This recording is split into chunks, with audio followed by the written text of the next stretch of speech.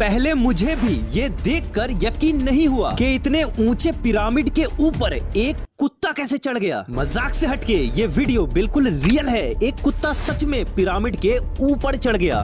जिनको नहीं पता मैं उनको बता दूं, पिरामिड के आसपास घूमना तो अलाउड है, लेकिन अगर किसी मनचले का मन भी करे तब भी वो पिरामिड के ऊपर नहीं चढ़ सकता, क्योंकि ऐसा करना इलीगल है। लेकिन इतनी सिक्योरिटी होने के बाद भी ये कुत्ता कैसे चढ़ गया बताता हूँ। लेकिन उससे पहले अगर ये डॉग आपको क्यूट लगा तो इस वीडियो को लाइक करके चैनल को सब्सक्राइब कर लो। लाइक और सब्सक्राइब वही करेगा जिसको ये डॉग क्यूट लगा। ये डॉग चुपके से रात के अंधेरे में ऊपर चढ़ गया। और गुड न्यूज ये है, ये ऊपर चढ़कर मैं तो पापा हूँ बोलकर नीचे भी आ गया। और एक बात, इसने ऊपर चढ़कर पिरामिड पे टॉयलेट भी कर दिया। कमेंट्स में इस डॉग के लिए ओपी शेरू लिख दो।